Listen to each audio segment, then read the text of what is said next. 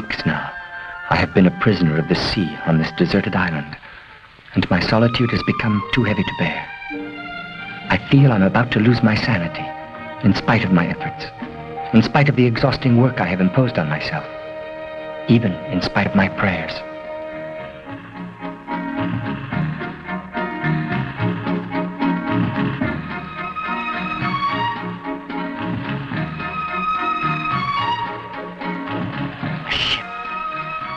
Oh, I was right to continue watching.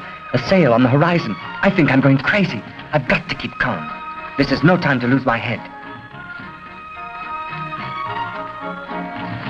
My God, is it possible? I'm going to get out of here. I'm going to speak to other men. Where is that ship? There is no ship.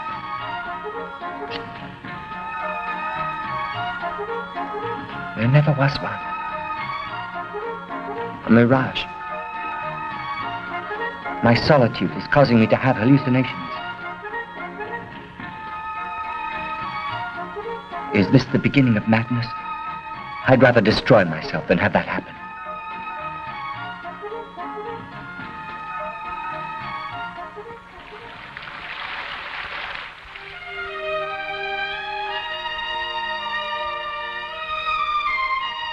I must fight against my despair, against the temptation to die. I mustn't let myself become an animal. I'm already starting to lose all notion of time. I make a tremendous effort to recall the exact number of days which have gone by since my arrival here.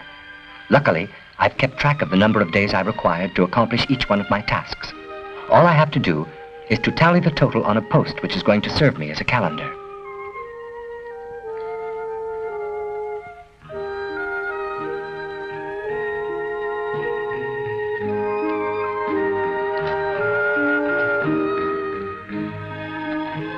One notch for a day, a cross for Sundays.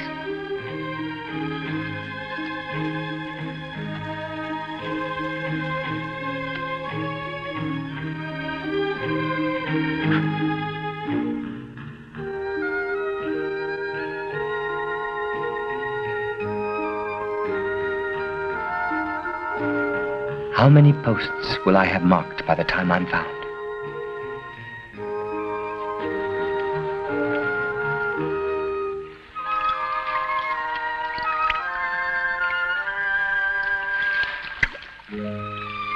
I didn't find any clothes on the Esmeralda. Mine are all worn out. I have a stock of sailcloth. It will be a bit rough, but an Englishman hasn't the right to walk around nude, even if no one is looking. I would never have believed it was so difficult to cut and put together some bits of cloth.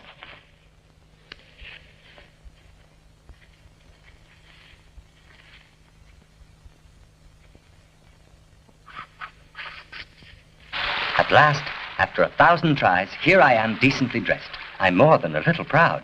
I do the round of the island in my new suit to show all the inhabitants the elegance of their lord and master.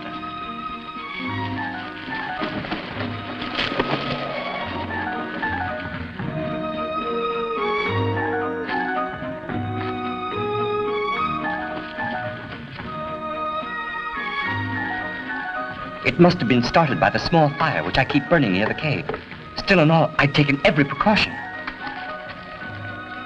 And the gunpowder. The cave is full of gunpowder. Everything will blow up.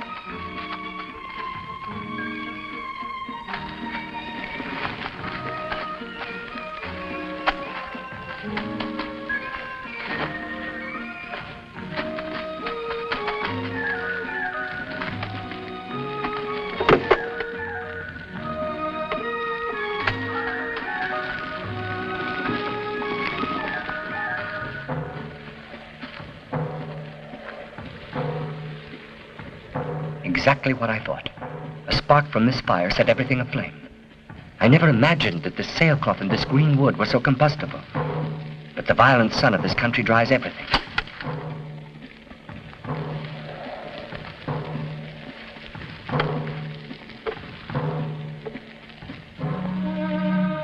All my furniture, which took such pains to make, everything has to be done over again. I was almost happy today. I had made myself a handsome suit. I thought I was a king. It was too good to be true. I have weeks of work ahead now. Fortunately, my little companions are safe and sound. That's the main thing. After all, I have no right to complain. When one owns a palace, one has to face the perils of fire. Oh, well, Robinson, roll up your sleeves and go to work again. To cheer myself up, all I have to do is think of the situation I was in when I was reduced to slavery and earmarked for death.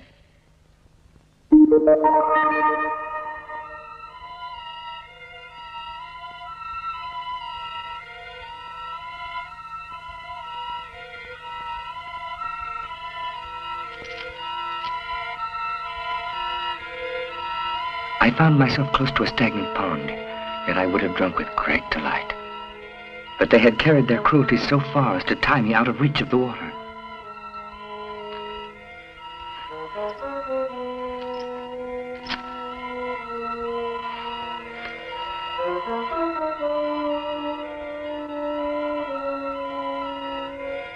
Suddenly, a means of escape occurred to me. It was infallible, like all escape plans. I didn't have the strength to pull out the stake I was tied to, but a camel would have no trouble doing it for me. All I had to do was take hold of the camel's halter that Almighty God had mercifully placed at the right distance, then tie the halter to my stake. All that remained to do was frighten the camel by throwing stones at it. He would tug at the halter with all his might and pull the stake out like a carrot. I carried out my escape plan beautifully.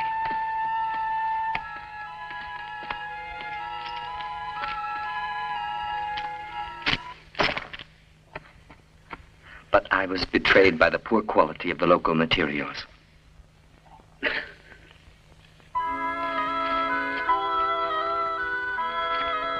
My master, the emir, looked upon me as a worthless wretch. I couldn't argue it, since my father shared the same opinion.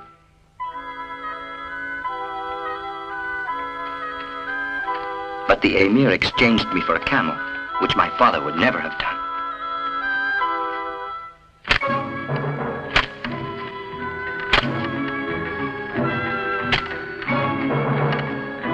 These people had only one way to express themselves: the whip.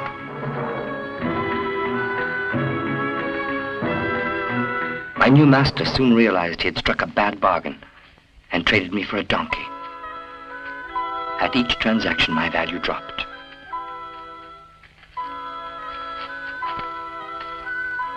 The next day, I was only worth 3 goats. No, 1 goat. To spare my pride, they settled on 2 goats.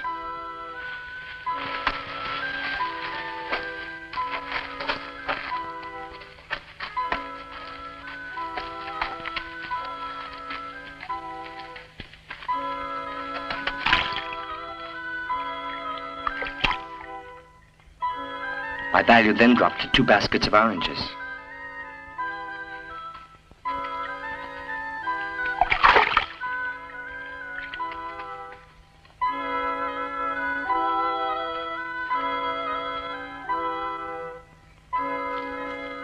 Finally, I was traded for 2 baskets of fish. Not even fresh at that. The fishmonger, named Kazir, entrusted my education to young Ali, the first kind soul I'd met in a long while. During these moments, my dreary days at law school seemed like some kind of paradise lost.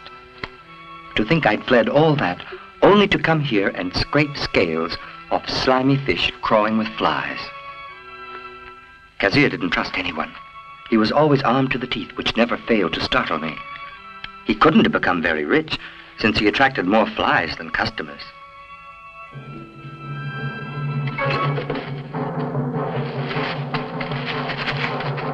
Judging from his waist, he had the appetite of a sultan. But I had little time for such reflections. The whip, always the whip.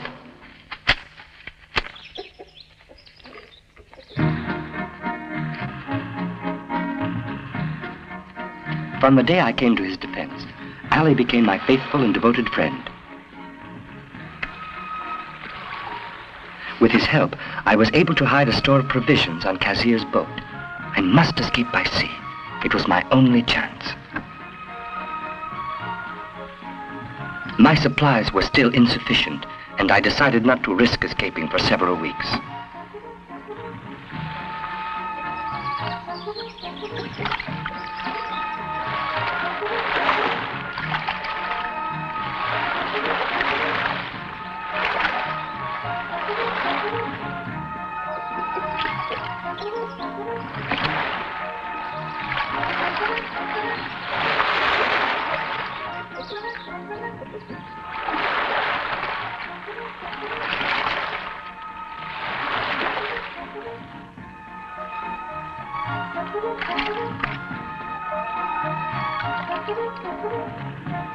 And then the opportunity presented itself, sooner than I expected.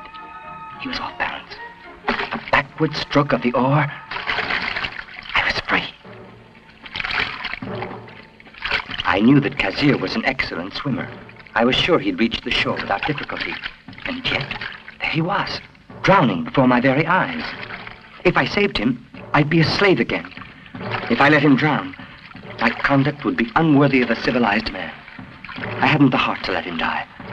I saved his life, at the same time sacrificing my freedom.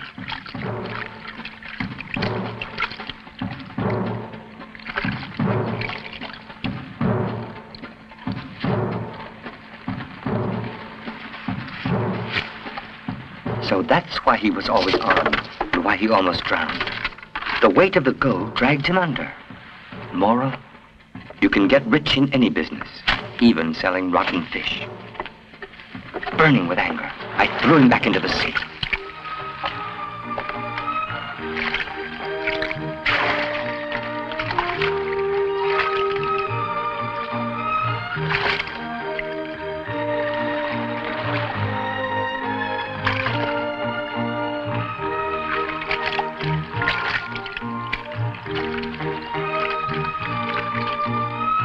To escape possible pursuers, I headed for the open sea and rowed without stopping until I was exhausted. I hoped to cross the sea lanes of the great European ships that sailed off the African coast. Suddenly, the coastline disappeared. I found myself on the high seas.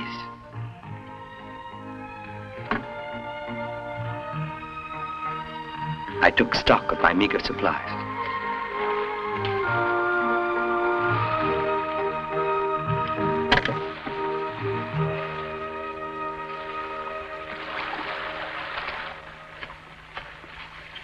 They were meager indeed.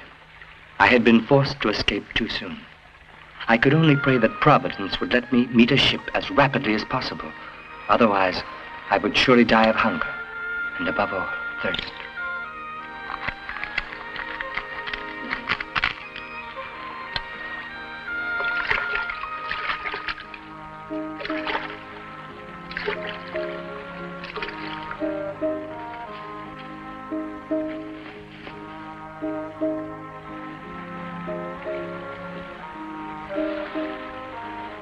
I carefully gathered up Kazir's gold.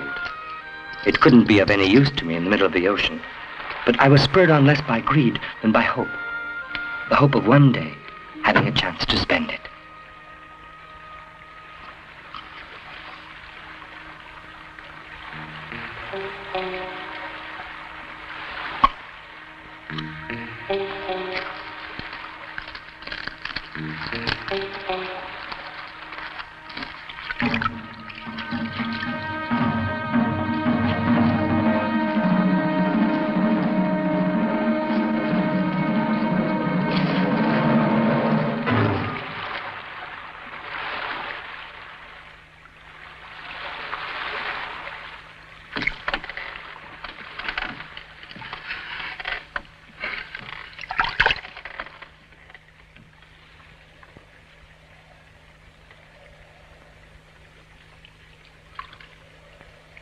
Wanting to fish isn't enough. You'll have to know how. I suddenly regretted that I'd never learned to do anything with my hands. Every hour that passed decreased my chances of surviving. Sometimes a gust of wind gave me a fresh hope. But after securing the mast, I didn't have the strength to set the sail.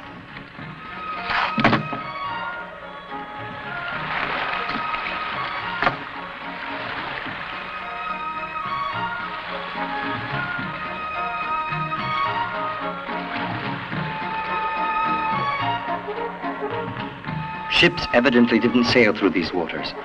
I couldn't row any longer. My only chance was to hoist the sail, hoping the wind would carry me to the commercial sea lanes.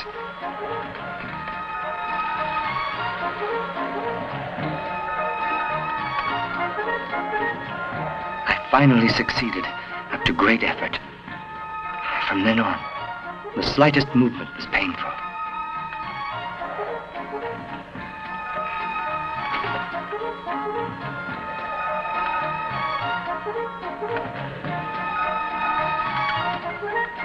My face was burning from the salt of the sun. I lost consciousness.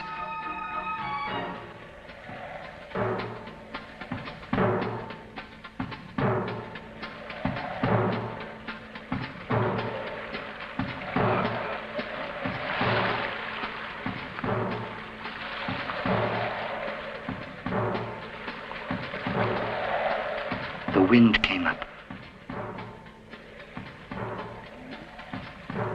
And the miracle happened. A Portuguese vessel sighted me.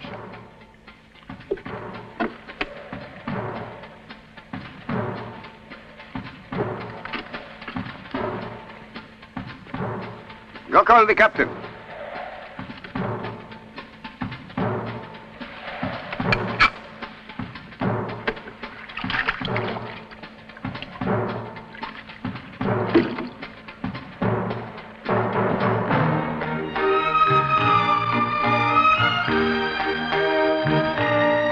The Portuguese officer who found me told me later that he had almost left me there, fearing I was ridden with the plague.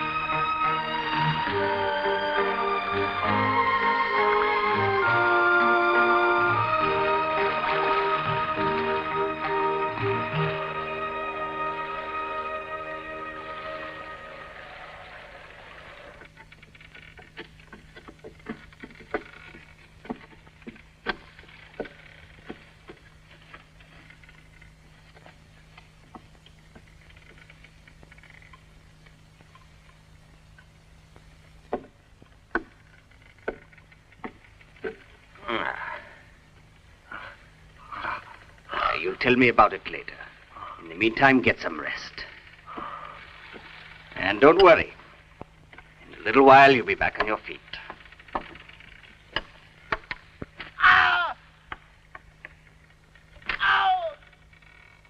Yes. Once in a while, we have to use the whip. Unfortunately.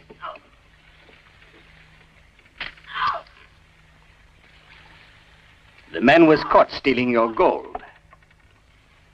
A tidy little sum. It was quite a temptation for a poor sailor.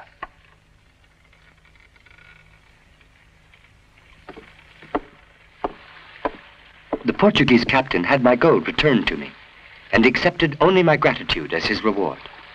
We had arrived in Brazil. I said goodbye to the officers and the crew.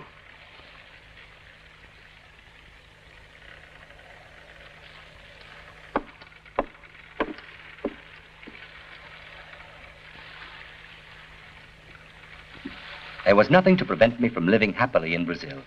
I was sure that my misfortunes had ended. Brazil. I had good luck there right away. Almost immediately after my arrival in Bahia, with Kazir's gold, I bought a parcel of virgin forest, which I cleared rapidly. I began by planting tobacco, then corn, and these crops succeeded admirably. I wasn't in any large way responsible for it. Everything grows in this blessed land.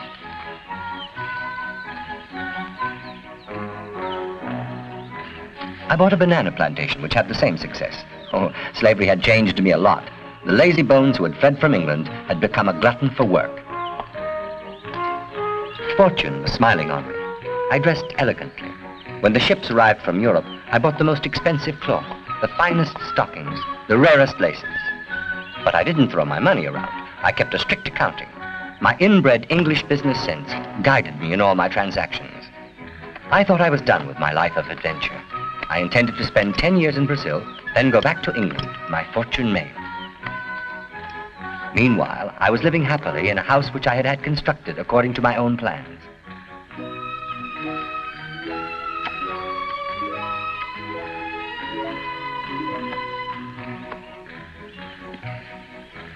Well, for a first harvest, you're very fortunate, Signor Robinson. I suppose I should be thankful. But I often ask myself what I'm doing here. I could be doing just as well in England, close to my family. What was the point of traveling 2,000 miles, braving the greatest dangers, only to end up here in this jungle, stranded among total strangers? You're unjust, Signor Robinson, when you speak of total strangers. You should know that here, all of us are your friends. As for the jungle, don't say harsh things about it. It has been our fortune. Admit that land is more expensive in England. Labor is far more costly as well. Yes, and here it is insufficient. It is true. Good slaves are hard to get, and their prices are going up each day. Slavery is a serious problem in our region. It is a matter that worries us a great deal. I've thought about the problem, too, a great deal. Yes, I was uneasy, bothered. I thought over the question for several months. During your voyages, no doubt. Yes, that's right. Would you believe that on the coast of Guinea, you can get a perfectly healthy human being, a strong adult male worker, in exchange for only 2 goats? 2 goats for just 1 slave. That is expensive. Oh, you think so, do you? And besides, that kind of exchange isn't very practical. What with loading the goats and feeding them, it's not possible. Evidently not. I suppose a handful of colored beads would be better. The best way is to go directly to the slave auctions. But isn't that what all the importers do? Yes, but they act only on behalf of the state, which then levies enormous taxes on the merchandise. It is absolutely immoral. You have to put up with it. I don't see any other solution. I'm positive there has to be one. That man's words had just awakened in me all the foolish notions which I had thought were sleeping. I suppose the call of the sea in me is stronger than anything. And even today, when I should be cured by the hardships I've known, I can't resist the desire to explore this sea which surrounds me. I must have a boat. My raft is too heavy. If I risk the open sea in that barn, the slightest current will carry me off. I must make myself a navigable craft, a canoe, so that I can go explore the nearby waters without the risk of being carried too far from my island and not being able to return. Maybe there are other islands nearby. Maybe some men, civilized human beings. I've got to go look. How to hollow out a tree trunk. I don't give myself a moment's rest. Chopping with the axe gives me blisters. Oh, if my father could see my hands now, he would be most surprised.